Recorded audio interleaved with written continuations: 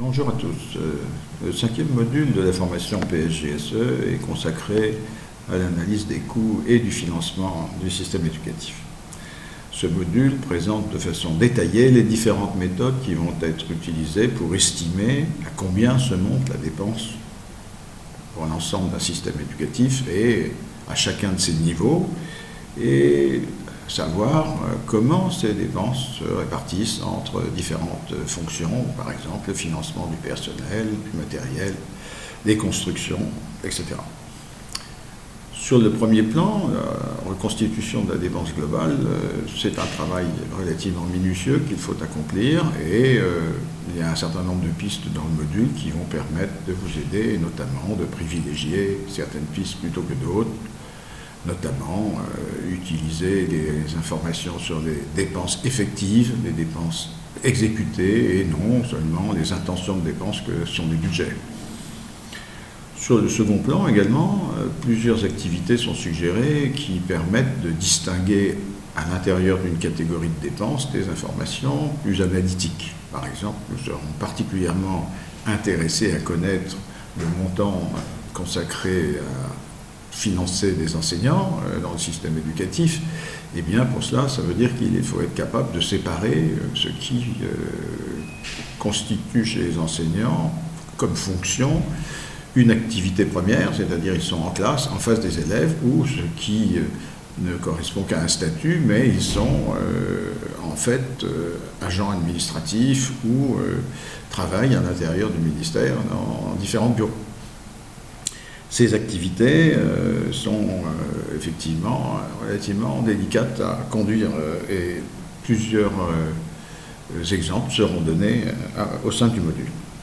Ces dépenses, une fois connues, on peut travailler ensuite sur la dépense par élève, les coûts unitaires, et en particulier analyser les différentes composantes de ces dépenses par élève selon une visée plutôt analytique. La diapositive qui est présentée ici nous permet effectivement de rappeler comment cette dépense par élève se structure. En premier lieu, cette première relation que nous observons, c'est que les effectifs scolarisés correspondent à la division du budget par le coût unitaire. Plus le coût unitaire est élevé pour un budget donné, plus les effectifs scolarisés sont faibles. À l'inverse, un coût unitaire plus faible pour un budget donné permet d'augmenter la scolarisation. On voit dans la ligne du dessous les relations qui structurent le coût unitaire.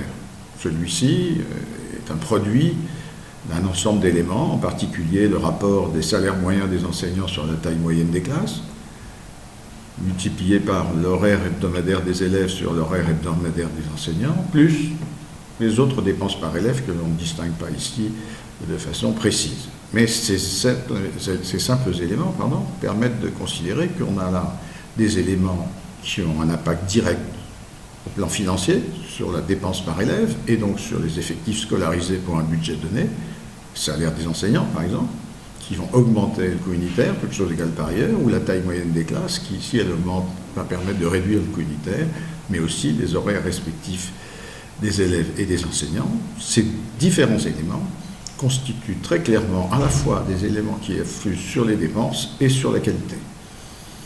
Donc les travaux qu'on aura pu faire, qui sont de l'ordre de ce que nous avons étudié dans le module 3, vont nous aider à faire des choix en matière d'organisation, par exemple formation des enseignants, type de formation des enseignants, ou taille moyenne de classe qui sera préférée, horaire des enseignants et des élèves, autres dépenses, par exemple financement des manuels et de l'activité pédagogique autour des enseignants en classe.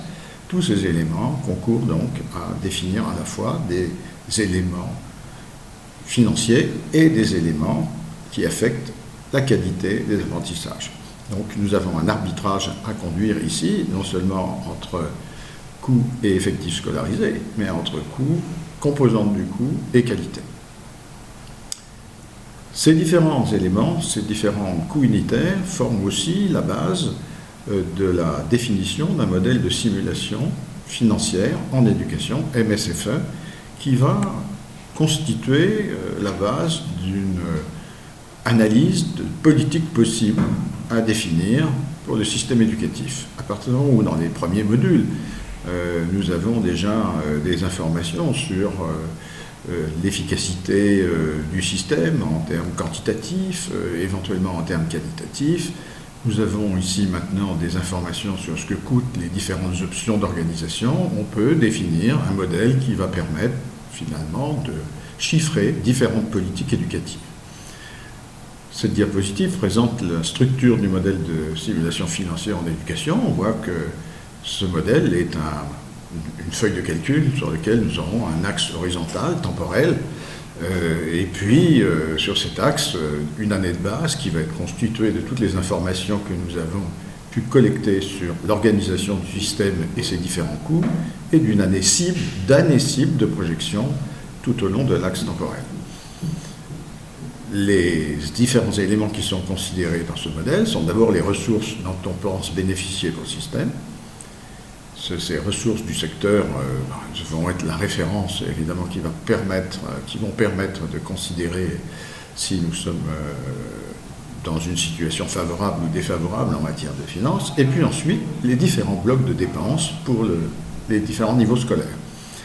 La récapitulation de tous ces blocs de dépenses va déterminer finalement ce qu'on va dépenser globalement dans le système et les arbitrages qui seront nécessaires éventuellement entre cycles ou globalement, et la confrontation entre les ressources nationales disponibles et les dépenses arbitrées permettra de définir un éventuel gap de financement qui pourra être pris en charge par les partenaires ou d'autres engagements.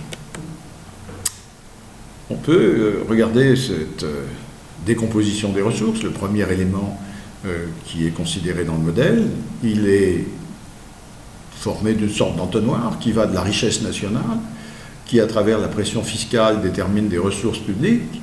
Ces ressources publiques, finalement, à travers les priorités définies pour l'éducation, définissent les dépenses courantes d'éducation, à l'intérieur desquelles la priorité pour les différents sous-secteurs va permettre de définir, par exemple, les dépenses courantes pour le primaire, pour le secondaire, etc. À ces blocs de ressources correspondent des blocs de dépenses. Donc voici un exemple avec cette diapositive, par exemple consacrée au primaire. Nous partons ici d'une population à scolariser, une population scolarisable, des enfants nés et qui sont en âge d'aller à l'école, des objectifs de scolarisation, par exemple, on veut mettre tous ces enfants à l'école, ça définit le nombre d'élèves que l'on doit finalement prendre en charge. Pour prendre en charge ces élèves, on a fait des choix où on peut faire un certain nombre de simulations, plusieurs choix sur la manière dont on va grouper ces élèves par rapport au nombre d'enseignants, c'est-à-dire un rapport élève-maître. Et puis, il y a une politique salariale et de recrutement qui, elle aussi, peut faire l'objet de nombreuses variantes qui permettent de passer du nombre d'enseignants dont on a besoin au cours en enseignant. Le nombre d'élèves et le mode d'organisation à l'intérieur du système, qui, elle aussi,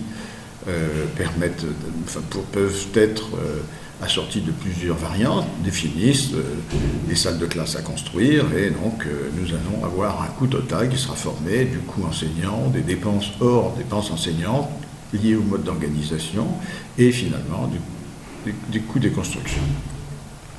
Donc, tous ces éléments vont concourir effectivement à ce que nous soyons en mesure de dire pour ces éléments de politique définis par tous ces choix qui sont ici, à la fois les objectifs, les rapports élève-maître, politique salariale, mode d'organisation, eh bien, nous avons un certain nombre de dépenses à supporter. Ceci va nous permettre de simuler des politiques éducatives, à la fois financièrement, mais aussi à la fois physiquement.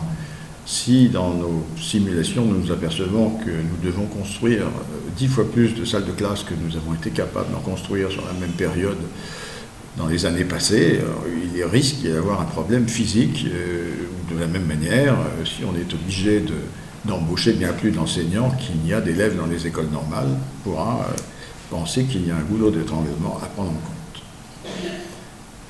À bientôt et bon courage.